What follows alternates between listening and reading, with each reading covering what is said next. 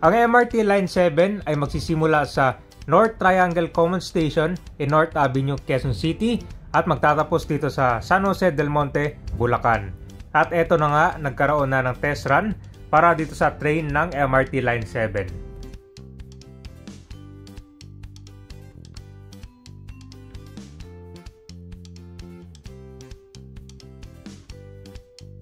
Full blast na rin ang construction dito sa dulo ng MRT Line 7. Ito naman yung sa harap ng SM City, Fairview.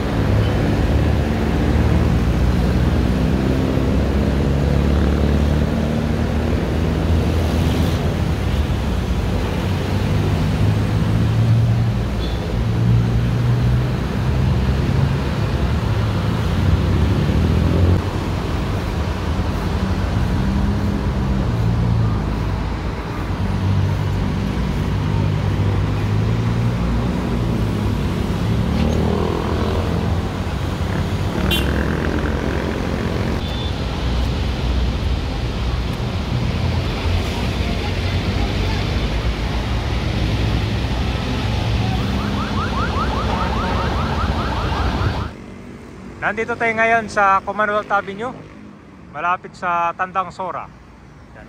So ito yung mga trains na galing sa South Korea, kung saan nagkaroon nito ng test run. Nakakita dito sa footbridge. Kita mo naman yung footbridge dito, ang linis, oh. Diba? Walang mga kalat, tsaka bagong pintura yung footbridge.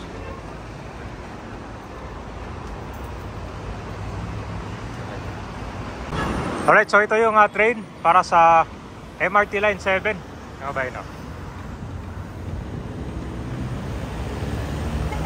Ito ay pansamantala dito sa may Tandang Sora, nakaparada.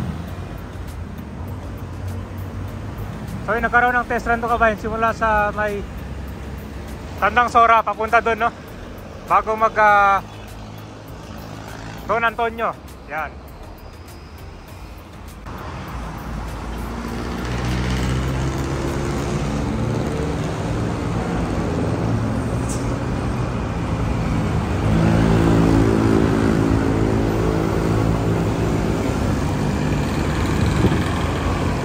Matagal lang nakaparada itong train dito kabayan, no? Puro na siya ng alikabok.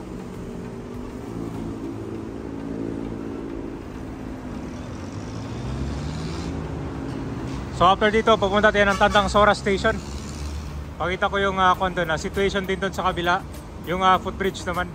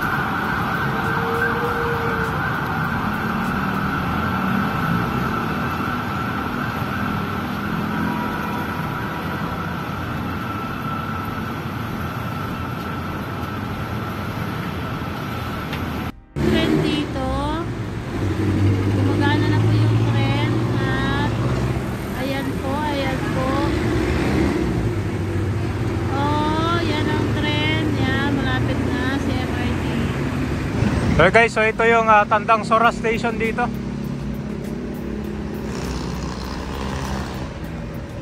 Picture ko lang sa inyo dito yung dito merong mga footbridge na papunta sa kabila. Kasi bawal yung kwan dito jaywalking.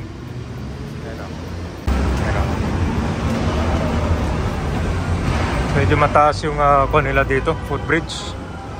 Wala silang ano ba to? Elevator, no? So ganito lang talaga yun.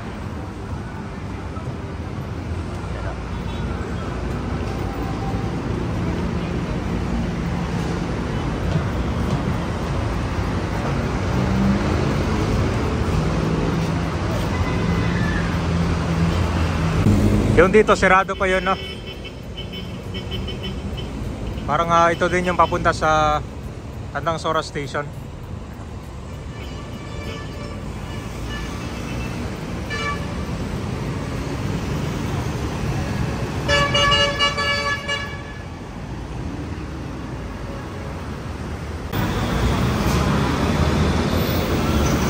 Meron ng bubong yung no? Daanan ng footbridge dito.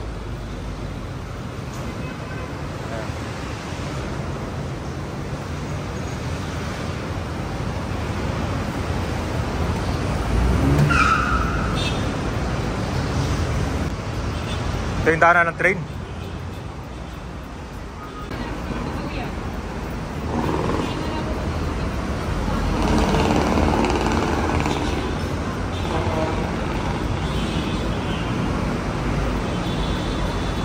Ito yung ilalim ng train.